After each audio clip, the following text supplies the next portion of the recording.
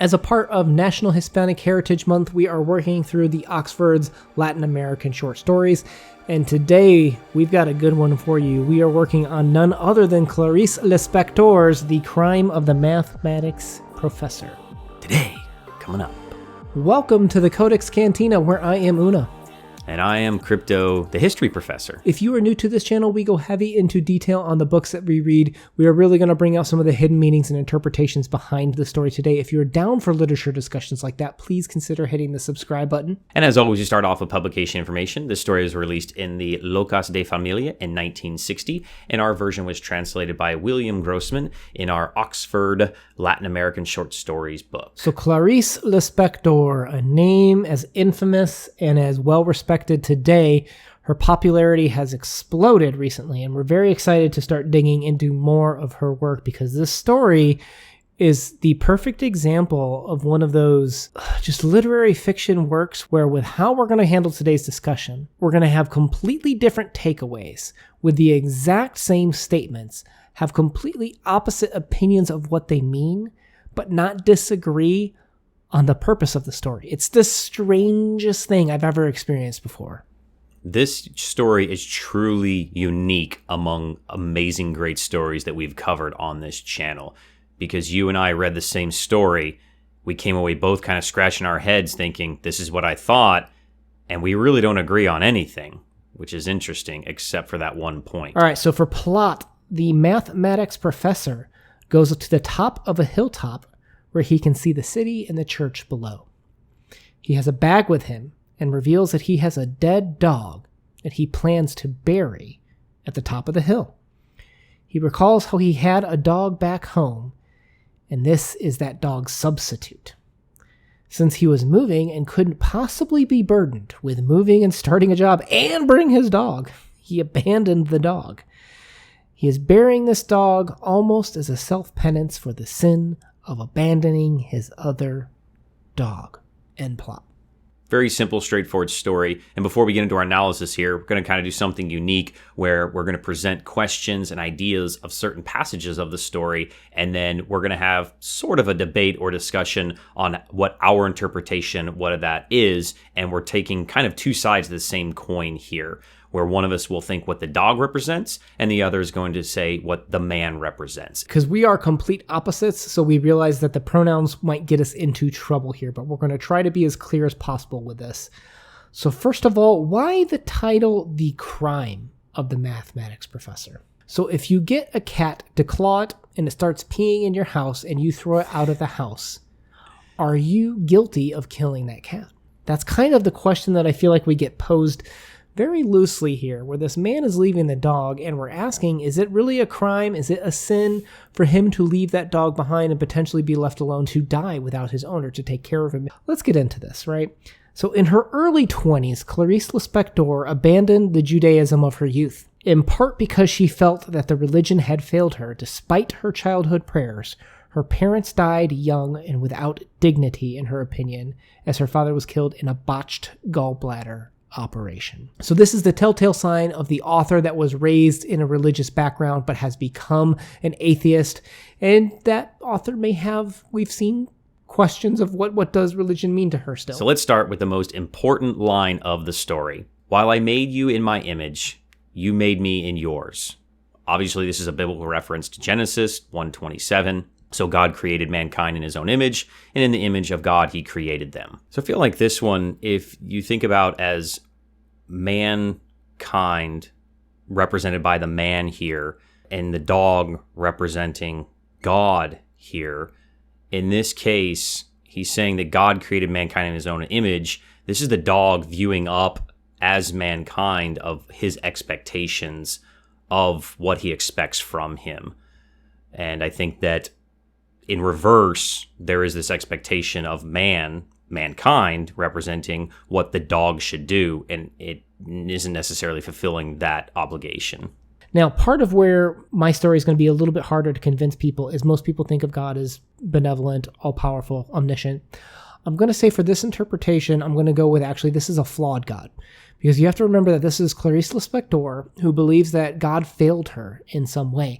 And that's a common question of, if God is all-powerful and all good, why allow suffering in the world? And a lot of people just don't have the answer to that, and they turn away from God in that respect, because knowledge is something that's very important.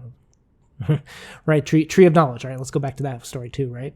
But here, I think with the God overlooking the hill and admitting that he's nearsighted, that he's straining to hear people's eyes, there's going to be a couple of points through here that I think I would interpret this as Clarice is interpreting the man as a flawed God through this story.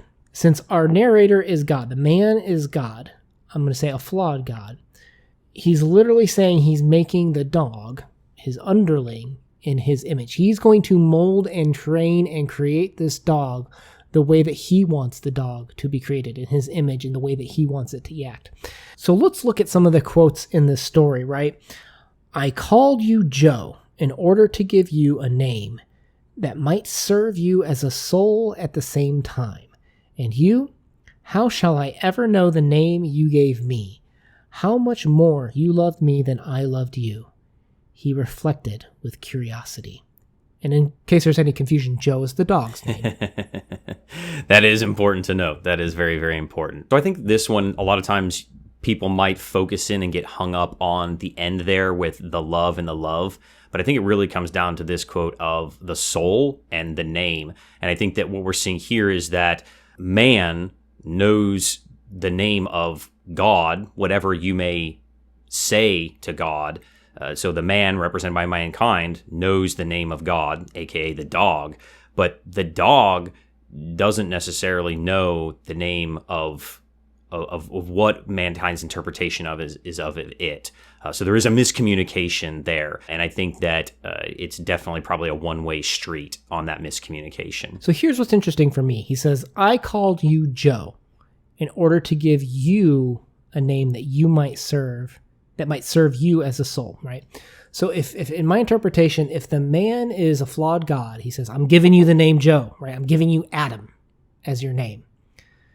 And then he flips it around and says, how shall I ever know the name you gave me? Well, if this God was perfect, wouldn't he know that we call him God? Like, if mankind is the dog, he would know that that's master, that's God. But my point being is, I think this is Lispector saying that this is a flawed God. He doesn't know everything that we're thinking. He's not perfect, and that's why he does allow suffering in the world, such as the surgery that her father went through. That's a good point. So we come to the next line. I recall when you were little, he thought in amusement.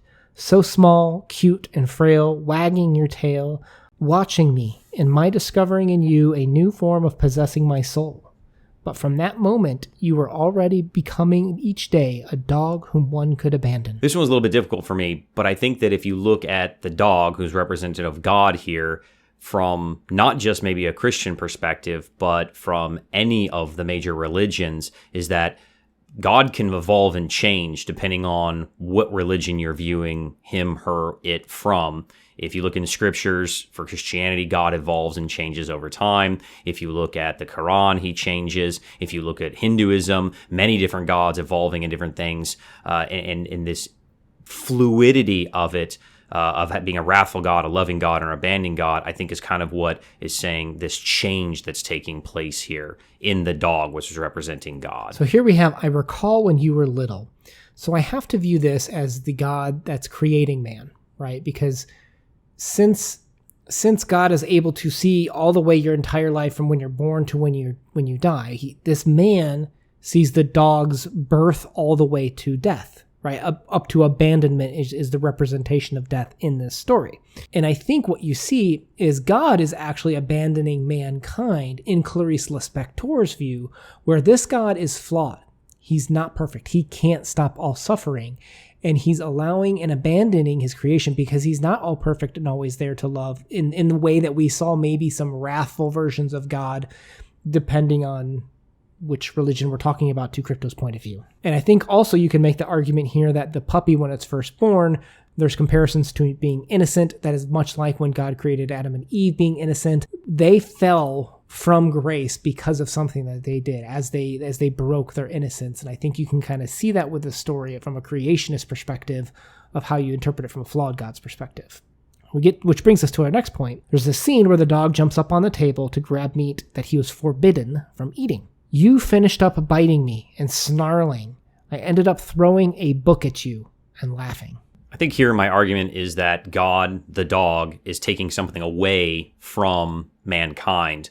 And perhaps this is because mankind has sinned and not understanding God, the dog, lashes out in retaliation. As a result, for his frustrations, the man is throwing the Bible or the rule book of God, breaking the rules, throwing it in his face, and then afterwards expecting to be forgiven for that. So the man, representing mankind, is expecting the dog to just forgive him for what he did to him, God being represented in the dog. Now, the way I look at it, this is the dog taking away meat from the man. I view this as, since the dog is representative of mankind in my interpretation, he's literally taking the apple from the Garden of Eden. He's taking the forbidden meat, the forbidden fruit from God at this point in time. And God's throwing the book at him. He's giving mankind the rule book for life, very loose interpretation. He's giving man the Bible to say, here's how you need to act and love and to behave in order for me to allow you to come back into the kingdom of heaven. In the same way that this man, upset that the dog took this meat, is throwing the book, giving him the Bible to say, you did wrong. Here's what you need to do to improve. I don't think you should be stealing my words for your argument. Well, that's what's so interesting about this story, right? We both agree that a covenant was broken. We both agree that in the Bible, mankind broke that covenant, and God tried to create a covenant with him. He tried to create this opportunities for man to show love back to him. But we completely disagree on the interpretations. I've never seen a story like this before. Pretty crazy. It really is. All right, so the next quote, I begin to realize that you did not ask of me that I should yield anything of mine in order to love you, and this began to annoy me. It was on this point of the resistant reality of our two natures that you hoped we might understand each other. Whew. Yeah, for this one, it was pretty straightforward for me. God, aka the dog, loves you unconditionally, right? And that man, as a flawed creature, a sinned creature, original sin, we can't understand unconditional love. You can say all you want about altruism, but we are selfish creatures. We will always try to survive. We always try to want and get more and more and more. And I think that man, representing mankind here, wants more. And that God, representing the dog, is loving the man back unconditionally, even after he kills him and even after he basically throws him away to the world. And then the substitute dog, even worse fate happens. Wow, this is just so interesting to me. So for me, God, aka the man in the story, is the flawed God. And it says that we didn't demand anything of him other than love. Right? That's the only thing we require of God in theory. The theoretical exchange for getting into heaven is living the godly lifestyle, living like him. But we don't actually require anything of him other than his grace. Other than living like him, well, depending on your view of salvation and grace, is one way of viewing this, that we don't actually require that much of God. He has given us the rule book for us to figure that out. Yeah, that's true. I think, again, it's just like this story, it comes down to a complete interpretation. And there's so many different views that you can take with that rule book, just like this story. But the anguish of existing is such a perfect way that it became an unbearable happiness. You would then leap and come to lick my face with a love entirely given, and a certain danger of hatred as if it were I who had revealed you to yourself through friendship. Now I am quite certain that it was not I who possessed a dog. It was you who possessed a person. I think this might be my favorite quote of the whole discussion we're having and story as well. I think here that the man, aka representing mankind, has abandoned his faith. He's throwing his Bible, his Word of God, whatever you want to use in this case, at the dog, aka God. And the dog, representative God here, has given entirely up, and he's expected nothing in return from him. And he's gotten nothing in return, but he's still willing to love unconditionally here. And that relationship, while flawed, God, the dog, did that he best that he could, and it was man's fault, aka mankind. Yeah, I love this part because I think this is Lispector for me saying that you can still love even without religion, right? Even if you accept or have the thought, I shouldn't say accept, even if you think your God is not perfect, you can still love without that God, without that religion. There is the archetype for love and how to give unconditionally is given to us in the Bible. And even with or without that religion, I feel like what this is saying to me is you can still love unconditionally other people and show people what that means to give unconditionally. I think that's just a tough concept to grasp, regardless of which side you would be on with us, right? Right. That's a very tough concept for most people. So now here's an interesting point that I want to bring up when the man buries the dog. I noticed that the quote was, "Then the man got up, shook the earth from his hands, and did not look back even once at the grave." And I questioned, what do you mean he shook the earth from his hands? That's a very interesting translation because most people in English would say he shook the dirt, he shook the dust from his hands, but that's not what this says. So I looked it up in Spanish to see if it was a similar translation. I know this was written in Portuguese, I assume, but I don't speak that. But I was curious what the Spanish version was, and it said "la tierra de las manos," which means the earth from his hands. So it was translated in another language as earth as well. What was your takeaway about that? Yeah, I will also keyed in on that word as well. And here, I guess, and I think that this might be one of my loosest ones where I almost lean toward yours a little bit because that word seems very intentional, correct? The man representing mankind that is abandoning God, aka the dog, to their fate, and that we've turned our back on religion as she did as well. Yeah, so for my interpretation, this man is the flawed God. And he's turning his back on creation now. He realizes, in Lispector's, in the book's view, that this is a failed experiment. This is a failed creation. This thing that I created, mankind, is selfish. They're crude. They kill each other. They steal from each other. They follow none of the rules that I've given. And I just have to accept that I made a mistake and I'm not a perfect God. And he's burying and moving on, abandoning his relationship, of which he had nothing expected of him other than to love. He's abandoning in this situation is my interpretation of this. And the last quote was, yes, he had done everything. His crime had been punished and he was free. So I think this is maybe making the argument that free will lets us be free from this relationship. Yeah, and I guess here when we've been breaking this down again from two angles the whole time, I focused in on the first part of the sentence. I felt like that might have been more important because it could have read he had been freed from his crimes and would no longer be punished. I mean, it could have been worded slightly different, but punished comes before free, and I think that it's trying to implement that idea of sin here more and the problems of mankind more than the freeing or the releasing of one's sins. So I felt like that she had to put that word first, maybe for a reason. This story, Clarice Right? Lispector, ooh, kicking off our month of Latin American short stories with a bang. I'm telling you, I've been eyeing what everybody's saying about Clarice Lispector, and I'm wondering if we just need to do a year of one Clarice Lispector story every month, because this is something else. Yeah, I think we need to find somebody out there also on BookTube that's willing to do a hashtag Clarice Lispector with us for a year, because she comes out of the gate swinging. And that take us right into our rating system here. I don't know if I want to give it a perfect 10, because I didn't enjoy it as much, the story itself. But you can't argue the fact that this is one of the most unique stories, if not the most unique story, where I think both of us are right in our interpretations. It's a clear-cut 9.5 for me. I mean, maybe it could be a 10, but I always reserve the 10 for my most favorite. Can I have two favorites? If I can have two favorites, then let me give it a 10. I don't know. I'll let you have it's two our rating favorites. system. I'll have you two favorites. Go for it. I think I want to give this a 10. I mean, to be able to have two clear-cut, distinct views and both be right, wow. That's just wow. That's all I can say.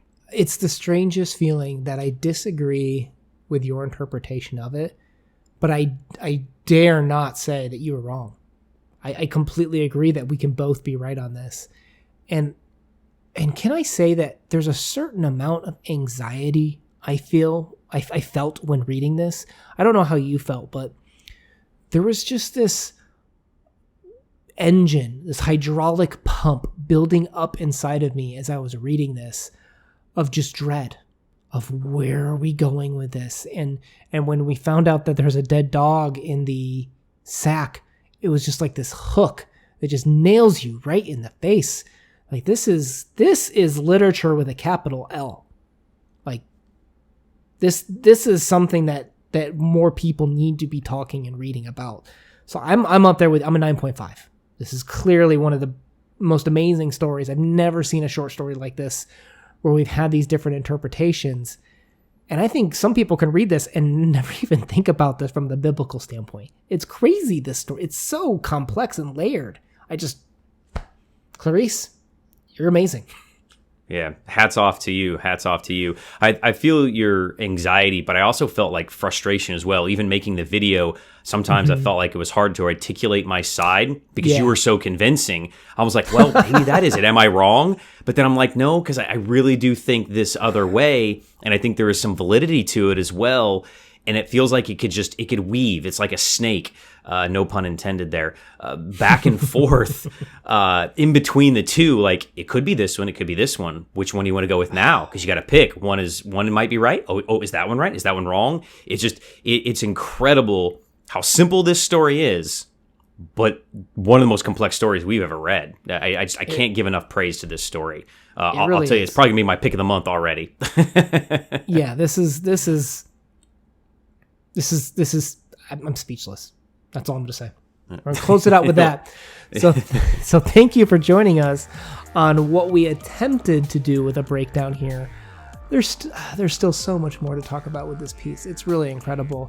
If you are down for literature discussions like this, we really would appreciate you guys joining us and hitting that subscribe button.